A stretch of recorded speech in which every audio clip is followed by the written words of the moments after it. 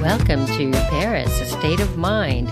Join us as we talk about the good, the bad, the ins, the outs of property rentals and purchases in and around Paris. We'll have topics for renters, owners, and visitors, share questions we are regularly asked, and more. My name is Gail Boisclair of Perfectly Paris, and my co-host is Marie Pistinier of Lokim Paris. Be a part of it. Both of us are proud members of the SPLM, the first representative body of furnished rental professionals. Hi, Marie. How are you today? I'm very fine, thank you. How are you doing, Gail?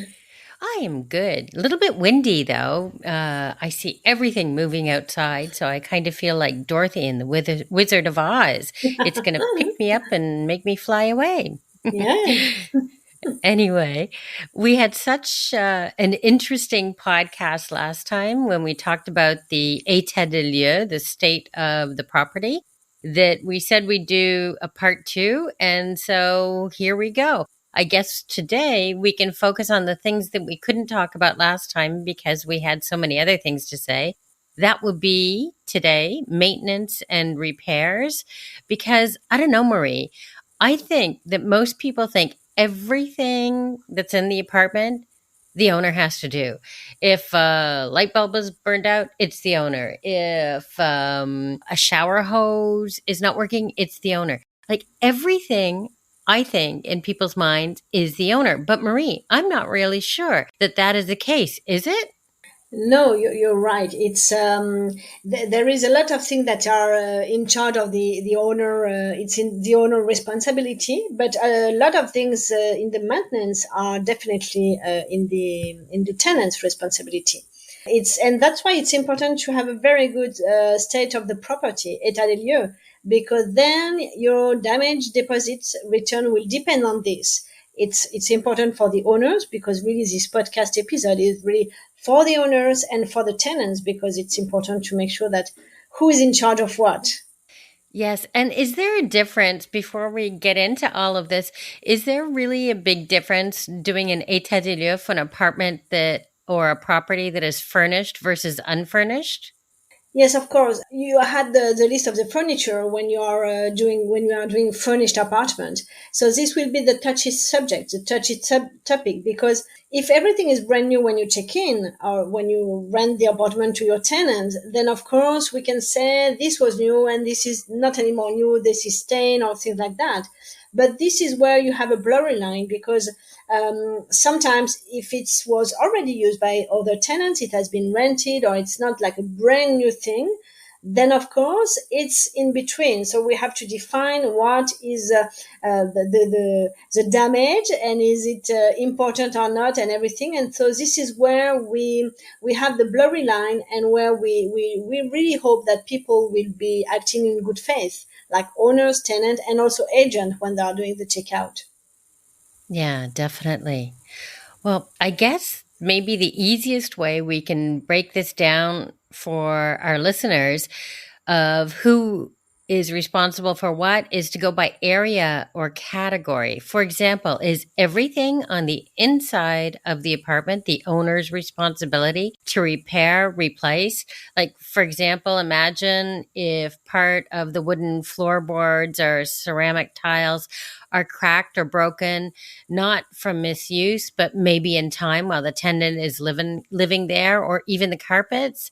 Is that a case of the tenant or the owner? So it could be a little bit of both. Let me explain you what is the concept of vétusté, which is like the usage of the items. It's like a date of consumptions, you know, and not to consume before this date. For example, if you do have you paint your apartment in full and you put it on the market, and then you have a tenant who is there for like 5 years, so it's a long stay. And the paint is, of course, maybe damaged, like because time is doing the thing, or even if it's a little damaged because of the tenant. So you will not be able, as the owner, you will not be able to have the tenant pay for the full property renovation, like the full paint of the room or of the apartment, because you can ask only for a portion of this. The grille de vétusté is what we call like, what is the usage? How long do we use something before we consider it as old? For example, for the painting, we usually say that up to 7 years, which will be like the life of the paint, if we can say so. It's a little weird to say that. But that means that if your tenant left after 5 years, you will not be able to charge the full change. You will be able to charge him for a little portion, which you will have to consider the time you did the painting before, and the type of damage, and you will have a percentage of the thing that you can really actually ask for in the damage deposit, for example. And the next question will be, is it an official grill? I don't know how you say, like a grid? Like a grid showing like percentage of usage, percentage of cost over the year, etc. Yes, exactly. Yeah. Is there? No, this is a tricky thing that in France you have, like, we consider, like, for the paint, for the floor, for the tiles, for even the carpet and things like that. There is like the usage of what we do. We said, okay, for the paint it's 7 years, but in fact there is no official documents. You can get some through some type of companies, like what we call the logements sociaux, like the grill of the HLM, something like that. Social housing. Yes, you can get some on the internet. We will give you an idea of what you can do, but there is a big portion which is like in between. So of course, if you had a tenant, if you did your painting like 7 years ago, then you re-rent it for an additional 5 years after your tenant just left, and the paint is in good shape, then how do we do? Like it's complicated to charge the tenant to say, okay, you really did a bad thing on the wall. But in fact, if it had been 10 years, because sometimes paintings are lasting more than 7 years, of course, how do we do to charge the tenant? And sometimes you don't even have the date of the last time you paint the apartment. Sometimes you bought the place and then it has been 20 years, not maybe 20 years, but sometimes it could be 10 or 15 years, sometimes when it's in good shape, when there is no stain, and it can really, really last long. So it's complicated. But for the big portion, like paint or the floor, and if there is no misuse of the tenant, it's probably a big portion for the owners. Yeah, it was crazy at my last apartment. I don't know if you remember, but I had lived there for 12 years. And before me, the previous renter lived there for 9 years. In between the two rentals, the owner did not pay for any painting in the apartment. So it was 21 years that the owner had not put a spot of paint, a brush of paint at all in the apartment. And she refused to refund my security deposit. Anyway. So this was not fair, but you do have also to maintain it. Like if you have a little stain, little crunch, as the tenant, you do have to make sure that it's clean and everything. But in the end, for like a long year like that, without anything from the owner, then it would be probably like an abuse of the owner to refuse the damage to give back the damage deposit. Even when when I did my Etat de lieux de sortie, even the guy who was from a third party company said there's no way that they don't have a right, when I said all of that, to keep it. You should fight for it. But I was so happy to not deal with that owner and her family anymore, that I just said, well, whatever, can't be bothered. Anyway, well, getting on to our topic at hand. And what about things like doors, locks, evacuation fans, like extraction fans in the kitchen or the bathroom? What about those things? So for the doors, for example, it's usually the owner's portion, unless owner's responsibility. Unless there is a misusage, or for example, for the main door, if there is someone who tried to break in, who damaged the door, and then it will be the tenant and probably the tenant insurance who will take care of that. But it will be on the tenant. It's his job to take care of maintaining the thing. If there is like really an old door that is no longer working, of course it's the owner. For the locks, it's about the same. Like the owner is responsible for the locks, but the tenant is responsible for the maintenance, like greasing it, like making sure that it's working. And of course, if there is a misusage or if someone tried to break in, then it will be the tenant and of course his insurance. That's why having a home insurance is mandatory when you check in, and you do definitely have to make sure that you have one and that it's renewed regularly. For the fans, for example, for like the VMC, what we call the VMC or the ventilation system that is ensuring like the pulling out the air or making sure that there is no humidity and everything. Same. It's like tenants have to make sure that it's clean, that it's maintained, that there is no problem. But of course, if you have a ventilation system that was installed like 10 years ago and then it stopped working, then we cannot say that it is a tenant's responsibility. Unless we can prove there is a misusage, but it's very complicated. So then it will be the owner's responsibility to change the ventilation system. So it's same for the smoke detector. I would add a little thing on that. The smoke detector, you have to maintain it. And if you are not, it could be really a problem with insurance, for example. Well, I actually had one time a long-term renter charging her owner, wanting to charge her owner the cost for the replacement battery for the smoke detector. What? Yeah, very funny because yes, definitely the tenant is in charge. Maintaining the smoke detector, making sure it's working, and then of course replacing the battery. I had the same with my team regularly. You arrive in an apartment after a checkout and you see the smoke detector is no longer in place and is eventually beeping, like this weird noise that you hear, like the little beep that says that battery is off. Beep, And beep, and beep. it's weird, it's stressing, and it's very important. And so this is the tenant responsibility to make sure it has. But really, I really advise people and even owners, when they don't have a tenant in place, they have to replace the things, because if there is any issue, if there is any fire and everything, insurances will make sure that they are not going to reimburse you if you didn't follow the rules. This is mandatory by law to have a smoke detector. Do have one and make sure it's working, because if there is an investigation and if by any way you are just missing a thing, then it will be your responsibility.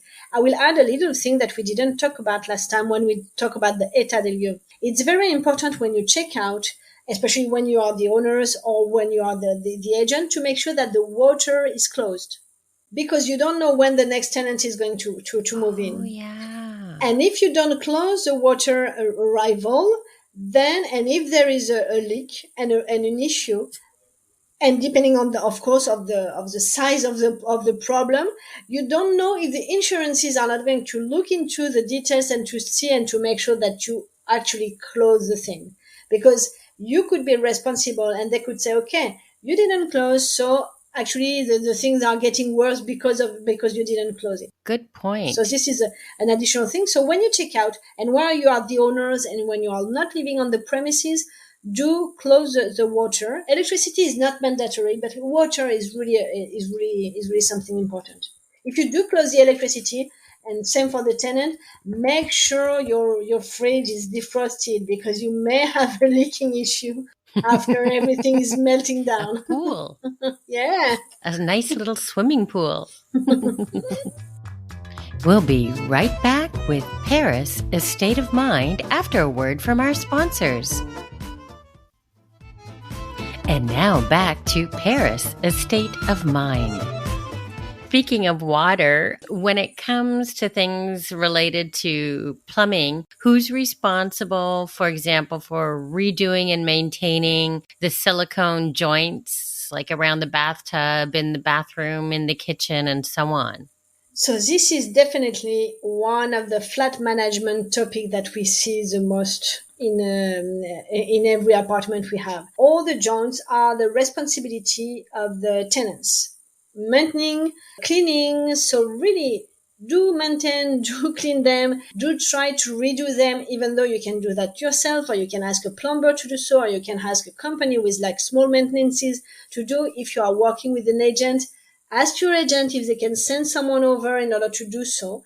because mold on joint is very classical. It's very hard to get rid of that. So I don't know if it's the type of silicone of the joint, but it's very often. It doesn't mean that tenants are not are not clean or not cleaning and everything, but it's something that is really often. So it's really something that you should do, and you will be charged for that if of course if you leave and if it's like that. So not only you may be charged for the tenant for the joint, but maybe you have some additional fees for the fact that people are going to have to move to the apartment, so are going to move to go to the apartment. So you may have some additional fees that are not expected. I'm fanatic about mold. No, I'm Yeah. I'm crazy about it. I probably at least twice a week I am spraying all my silicone in the bathroom because I can't stand it.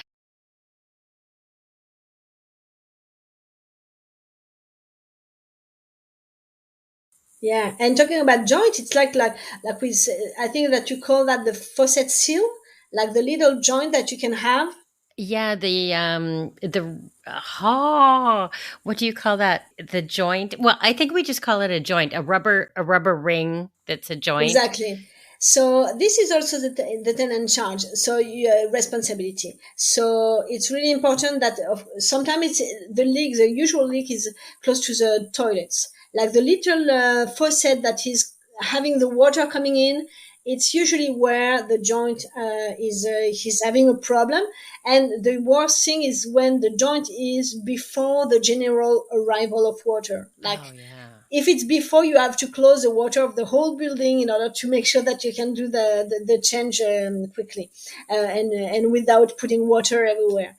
And this is like little tips would be like when your apartment or your property is empty for a long time, sometimes those little rubber joints are just drying, and especially if it's not if they are not very new. So when the waters come back when you have a tenant, usually they don't hold the pressure, and sometimes that's when the leak arrives. So it's not a big deal, but it's Yeah. something that you should be taking care of.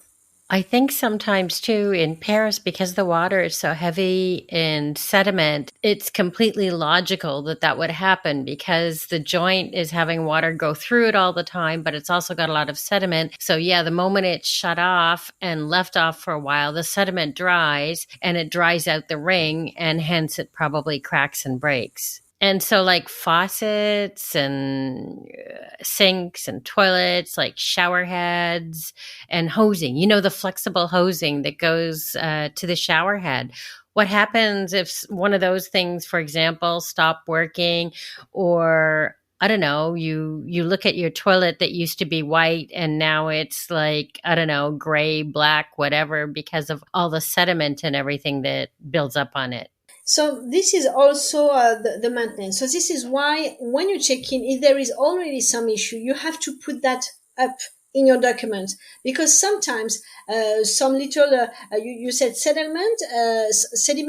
Sometimes it can be like tartar. Do we say that, or Yeah, is it like tartar.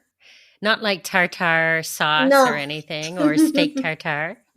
No, but the one you have on the shower head, it's sometimes it's saying that you have to see. So for these little things, it's like I'm not a cleaning company, but yeah, to put your shower head without the tartar, you just have to put that in white vinegar, for example. There is some little thing that you can do to really get rid of it.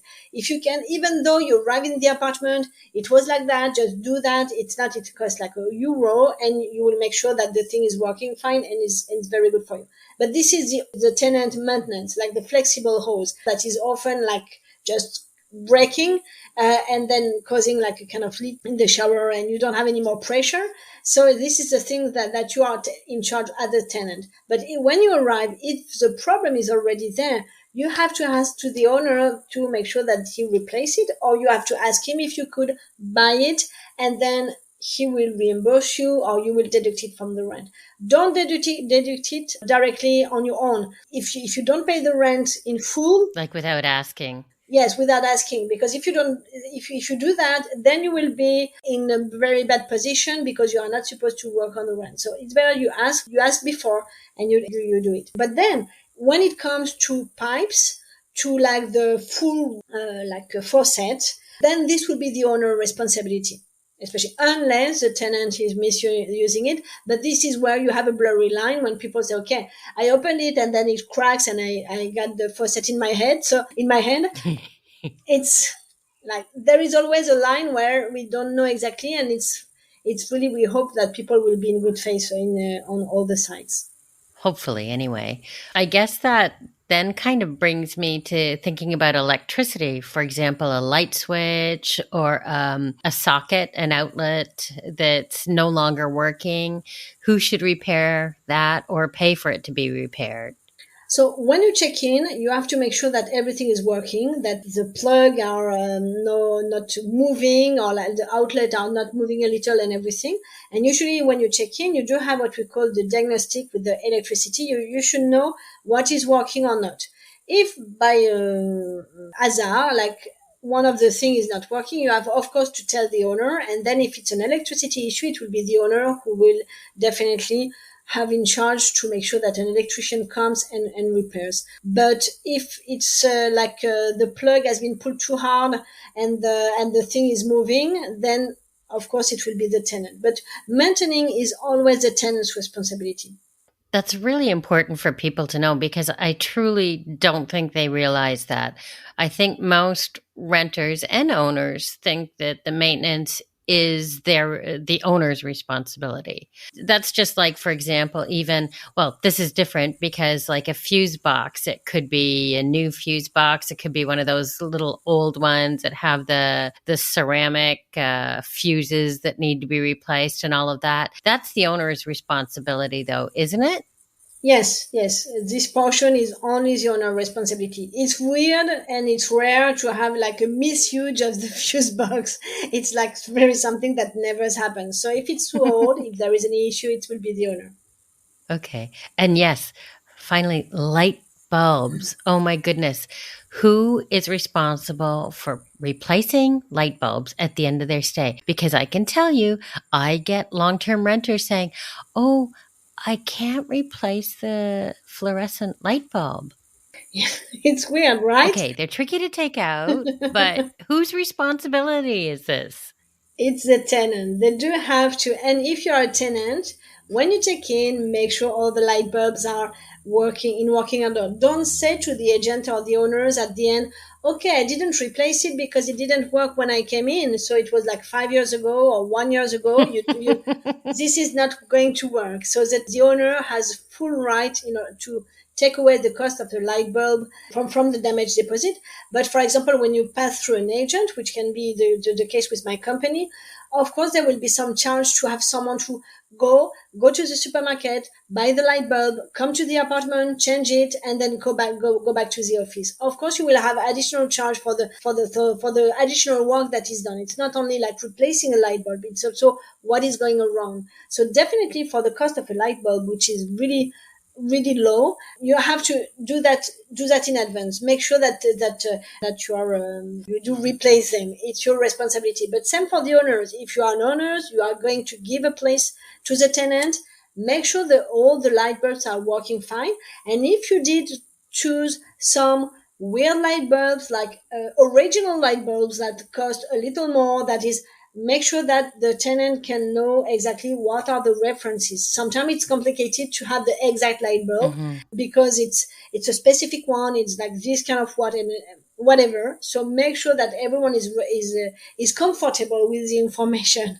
And yes, please do change the light bulb before you leave. As an agent, I could say that it saves us some time. Yeah, and it's a lot more expensive. Imagine you could do it yourself, go and buy your light bulb for a couple of euro or more, or you can pay someone an hourly fee to do that and have that deducted out of your security deposit.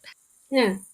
One thing that I might want to say too about light bulbs is oftentimes people don't look at the wattage and put in something that is too high of a wattage, like recessed, like pot lighting or a chandelier and things like that. And that is also not good because it can damage the light fixture if they put in a And wattage that's same, too high. if there is any issue, like the thing is burning or thing like that, if the insurances are discovering that you didn't put the right things inside, and that you will be responsible for the damages. Another thing that I wanted to add on because we said about light bulbs, but we do that with our with my company.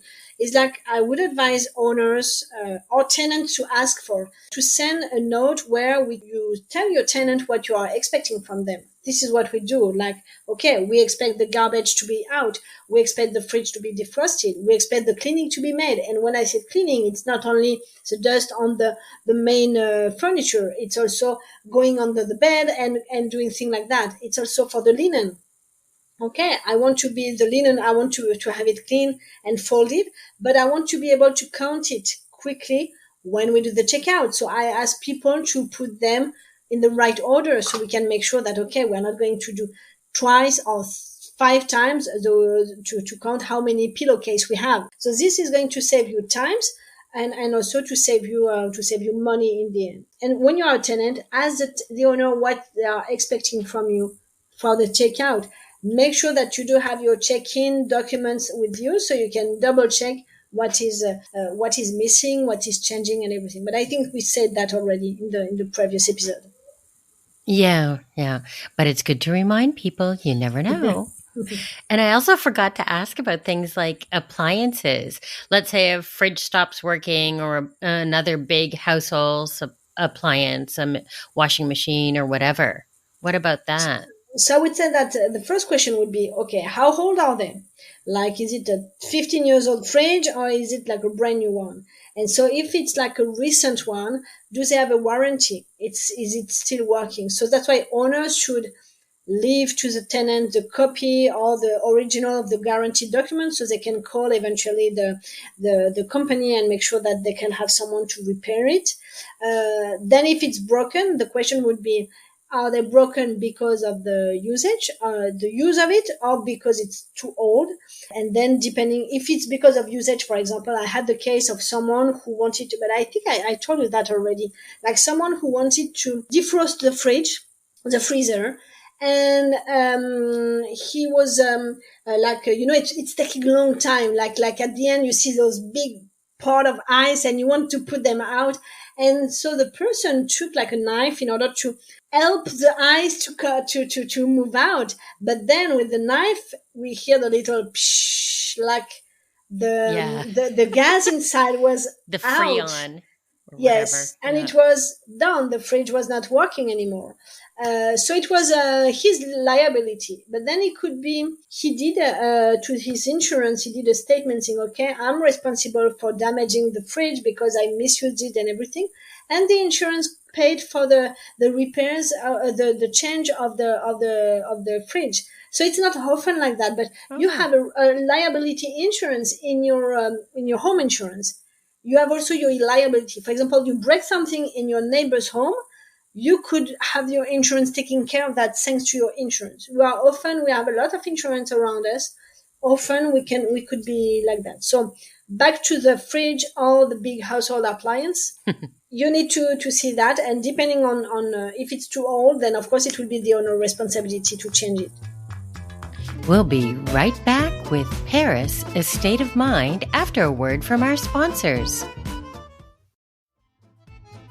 And now back to Paris, A State of Mind. Yeah, I find too what I see most of in terms of breakage, and it's all accidental, but it's still breakage. It's the freezer door because people don't defrost their freezer on a regular basis, and the washing machine door because people are impatient and don't wait for the cycle to finish completely. And since everything in the world, appliance related, is made out of disposable plastic, single use plastic, which is horrible, then it breaks straight away. So those are the big misuses that I see, washing machine doors and freezer doors, really. But anyway, getting rid of fridges. If there's like an electric water heater or a gas heater, called chaudière in French, or electric radiators, who's responsible for maintaining them? Like the yearly maintenance contract. It's always the tenant's responsibility, and you have to know that when you are a tenant, when you have a chaudière, like a gas water heater, like a personal in the apartment, not in the building, but in the apartment, it's the tenant who do have to pay the yearly maintenance. And you have to prove and to send to the owner that you pay for that. Meaning that if your chaudière fails, is broken, if there is any issue, if you can prove that you have this company who came to make sure that it's working fine, then you are fine. But if you skipped like 2 years in a row of yearly maintenance, then you will be responsible because you didn't do the yearly maintenance. So usually it's around 150 euros, something like that. It depends on the companies you are working with and everything. And, but it's very important to have that. Same for electric radiator. If you have some dust on it, just take away the dust and make sure that everything is free to heat correctly. It's very important. I don't think most people think of these things. No, exactly. We see that often. And it's too bad because really tenants are not, sometimes they think that the owners are going to be in charge.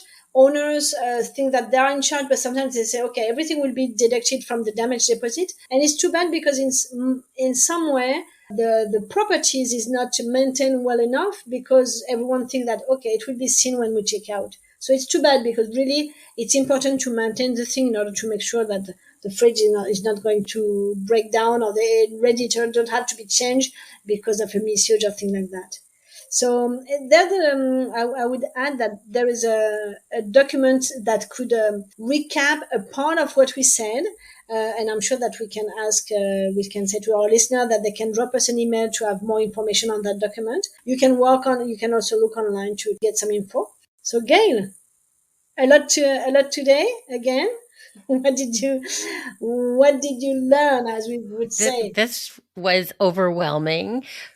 Honestly, it really is overwhelming. And I truly think that it's so important for people to understand who's responsible for what. And for me, I just assumed that, it was always the owner, but in fact, it's quite often the tenant that's responsible for much more than what I or anyone else probably thought.